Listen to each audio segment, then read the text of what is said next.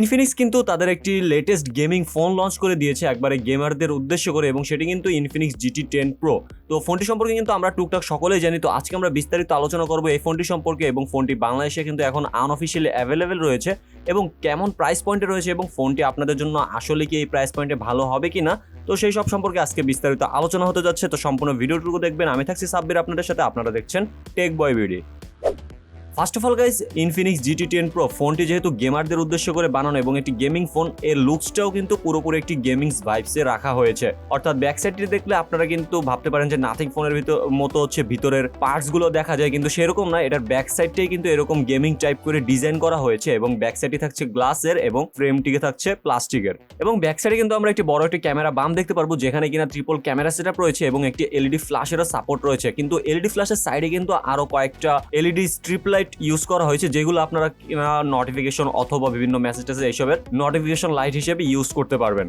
কিন্তু তাছাড়া যেসব ইয়েলো স্ট্রিপগুলো রয়েছে সেগুলো কিন্তু কোনো লাইটিং না, লাইটিং জাস্ট ওই LED লাইটের পাশে ওই স্ট্রিপ লাইটগুলোই। তো ফোনটি যে কেউ দেখলে কিন্তু এটিকে একটি গেমিং ফোনই বলবে, কেননা গেমারদের উদ্দেশ্য করে একটি গেমিং টাইপের ভাইব রাখা হয়েছে ডিজাইনে। এবং ফোনটি দুটি কালার ভেরিয়েন্টে লঞ্চ করা হয়েছে, একটি হচ্ছে সাইবার ব্ল্যাক এবং আরেকটি হচ্ছে মাইরেস সিলভার। তো কালার কম্বিনেশনটা কিন্তু যথেষ্ট প্রিমিয়াম টাইপের রাখা হয়েছে এবং রোদের আলোতে গেলে কিছুটা শিফটিং দেখা দিতে পারে। এছাড়া ইনফিনিক্স হচ্ছে এই ফোনটির ডিজাইনটিকে নাম দিয়েছে সাইবার ম্যাক্কা ডিজাইন, যেটা যথেষ্ট কিন্তু আই ক্যাচিং একটি ডিজাইন। আপনাদের দেখলে কিন্তু ফার্স্ট চয়েসেই পছন্দ হয়ে যাবে। এছাড়া গাইস, ফোনটি থাকছে 187 গ্রাম ওয়েটের এবং ফোনটির থিকনেস থাকছে 8.1 মিলিমিটার। অর্থাৎ ফোনটি মোটামুটি ভালোই ঠিক রাখা হয়েছে এবং কিছুটা লাইট ওয়েটই রাখা হয়েছে, যার কারণে কিন্তু আপনারা ওয়ান হ্যান্ডে ইজিলি ইউজ করতে পারবেন। এবং ফোনটির ওয়েট ডিস্ট্রিবিউশনটা কিন্তু যথেষ্ট প্রপারলি করার কারণে কোনো এক সাইডে কিন্তু ওভারওয়েট মনে হবে না। অর্থাৎ ওয়ান হ্যান্ডে আপনারা ইজিলি ফোনটি ইউজ করতে পারবেন এবং খুব কমফোর্টেবলি আপনাদের কাছে লাগবে। এবং ফোনটি যেহেতু বক্সি টাইপের ডিজাইন থাকছে এবং রাউন্ডের এজেসগুলো যথেষ্ট কার্ভ রাখার ট্রাই করা হয়েছে, তো সেই দিক থেকে হচ্ছে আরো কমফোর্টেবল ফিল করবেন আপনারা। ফোনটির পোর্টস এন্ড বাটন সম্পর্কে কথা বলতে গেলে ফোনটির রাইট সাইডে থাকছে একটি ভলিউম আপ ডাউন বাটন, এছাড়া পাওয়ার অন অফ বাটনও। লেফট সাইডে গেলে আমরা একটি সিম কার্ড ট্রে দেখতে পারবো, যেখানে কিনা আমরা ডুয়েল সিম কার্ড তো ইউজ করতে পারবো, তার পাশাপাশি একটি মাইক্রো SD কার্ডেরও সাপোর্ট আমরা দেখতে পারবো। ফোনটির নিচে দিকে গেলে আমরা একটি 3.5mm হেডফোন জ্যাক দেখতে পারবো, তার পাশাপাশি microphone plus type C charging port এবং একটি স্পিকার গ্রিলও দেখতে পারবো। এবং উপরের দিকে গেলে আমরা একটি স্পিকার গ্রিল এবং নয়েজ ক্যান্সেলেশন মাইক্রোফোন দেখতে পারবো। অর্থাৎ এখানে ডুয়েল স্টেরিও স্পিকার ইউজ করা হয়েছে, যার সাউন্ড কোয়ালিটি কিন্তু যথেষ্ট ভালো এবং বেসটাও কিন্তু যথেষ্ট ভালো মতোই ধরে রাখতে পারছিল।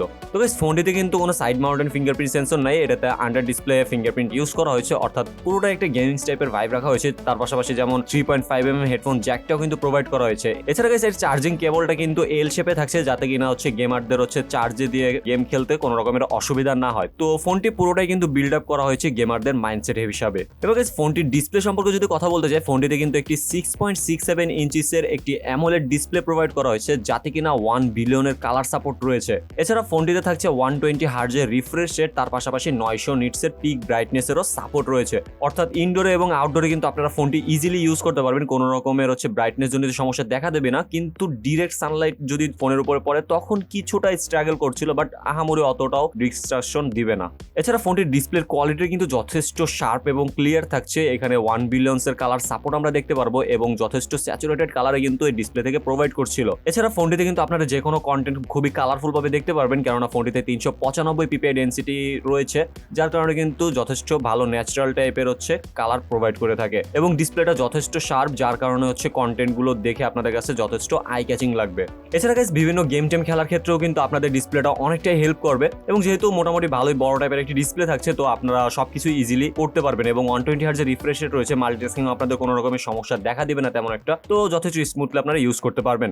এবার গাইস, যদি কথা বলি ফোনটির মেইন অ্যাট্রাকটিভ পার্ট নিয়ে, সেটা হচ্ছে ফোনটির পারফরমেন্স সেকশন। গাইস, ফোনটিতে কিন্তু মিডিয়াটেক ডায়মেনসিটি 8050, যেটি কিনা 6 ন্যানোমিটার আর্কিটেকচারে বিল্ড করা একটি অক্টোকর প্রসেসর। এছাড়া ফোনটির জিপিইউ হিসেবে থাকছে মালিজি 77 MC9। এছাড়া ফোনটিতে অপারেটিং সিস্টেম হিসেবে থাকছে অ্যান্ড্রয়েড 13 এবং ইউআই হিসেবে থাকছে XOS 13। তো গাইস, ইনফিনিক্সের এই XOS নিয়ে কিন্তু অনেক অভিযোগ ছিল আগে পরে সকলেরই, যে এদের ইউআইতে অনেক ব্লোটওয়্যার দেখা যায় এবং এর অ্যাপসগুলো প্রপারলি ডিজাইন করা না। কিন্তু গাইস, এই ইনফিনিক্স GT 10 Proতে কিন্তু সেদিকে কোনো রকম সমস্যা থাকছে না আর, কেননা ফোনটিতে কোনো রকমের ব্লোটওয়্যার দেখা পাওয়া যায়নি তেমন একটা, এবং এর ইউআইটি যথেষ্ট কিন্তু ক্লিয়ার রাখা হয়েছে এবার, এবং এর অ্যাপসের ডিজাইনগুলো কিন্তু যথেষ্ট একটু গেমিং টাইপের রাখা হয়েছে, যার কারণে হচ্ছে গেমিং টাইপের ভাইবসটা আপনারা ফোনের ভিতরেও পাবেন। ফোনটি কিন্তু বাংলাদেশে মাত্র একটি ভেরিয়েন্টই এসেছে, সেটি হচ্ছে 8GB র্যাম এবং 256GB রম। তো ফোনটির রম টাইপ হিসেবে থাকছে UFS 3.1।